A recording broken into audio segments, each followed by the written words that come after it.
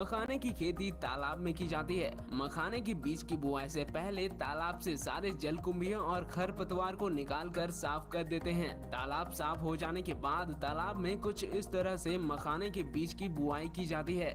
मखाने के बीज कुछ इस तरह के दिखते हैं। तो मखाने की बुआई के कुछ दिन बीत जाने के बाद अगले ही महीने में मखाने के बीजों से छोटे छोटे पत्ते निकल आते हैं और कुछ ही महीनों बाद पूरा तालाब इन बड़े बड़े गोलाकार और कांटेदार पत्तियों से भर जाता है। साथ ही पत्ती के नीचे लगा जड़ भी काफी लंबा और रेशेदार हो जाता है, जो तालाब के नीचे तलहटी पर चले जाते हैं और महीने के अंतिम सप्ताह तक इनके छोटे छोटे फूल भी आना शुरू हो जाते हैं और अगले महीने के पहले सप्ताह में यह फूल काफी संख्या में खिल जाते हैं। इनके फूल सुगंधित होने के साथ ही काफी खूबसूरत होते हैं। अब इसी महीने के अंत में इनमें फल भी आना शुरू हो जाते हैं। मखाना का फल स्पंजी और कांटेदार होता है। मखाने के फल को काटा जाए तो इसके अंदर से 70 से 110 की संख्या में बीज निकलता है और यही बीज आगे चलकर मखाना बनने वाला है और अगले ही महीने में मखाना का फल तैयार हो जाता है। इसीलिए यह स्पंजी होने के कारण पानी के अंदर में ही फटने लगता है,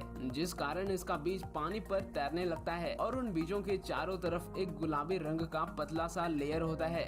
और जब एक दिन के बाद उनके ऊपर से गुलाबी रंग का कवर गलने के बाद सफेद हो जाता है, तब इनके बीज तालाब के अंदर तलहटी पर बैठ जाते हैं। फिर 1 से 2 महीने बाद मखाने का पत्ता भी गलना शुरू हो जाता है। इससे तालाब काफी गंदा हो जाता है, इसीलिए तालाब से उन पत्तों की भी सफाई कर ली जाती है और मखाने का जो बीज पानी के अंदर बैठ गया था, अब उन सभी को बाहर निकाला जाएगा, जिसके लिए वहाँ के किसान लकड़ी से बने टोकरी नुमा छलनी, जिसे वहाँ की भाषा में गांज भी कहा जाता है, उसी की मदद से कुछ इस तरह पानी के अंदर से मखाने के बीजों को निकालते हैं। यह काम वहाँ के किसान बड़ी ही मेहनत और लगन के साथ करते हैं, तो इनके मेहनत के लिए एक लाइक तो बनता है।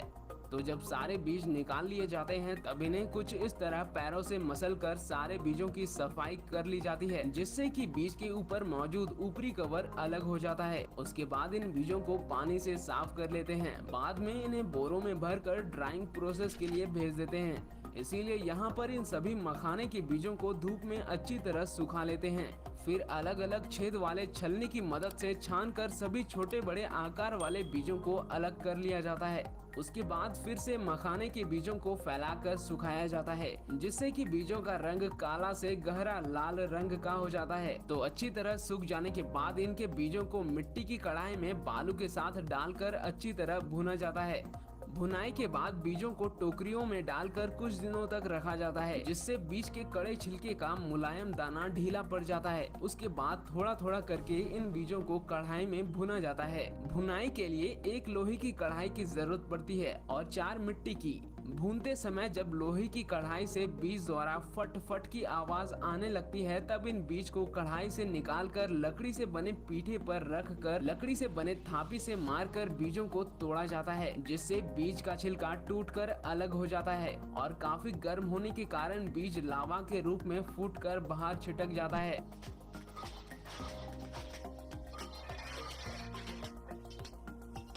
लेकिन अभी इन मखाने के लावे में भूसा और गंदगी मौजूद होता है, तो इसीलिए अब भूसा और गंदगी अलग करने के लिए सारे फूटे हुए मखानों को पॉलिशिंग वाले इस मशीन में डाल देते हैं, जिससे निकलने के बाद हमारा दूधिया मखाना बनकर तैयार हो जाता है और इनको पैकेट में भी भरकर पैक कर दिया जाता है।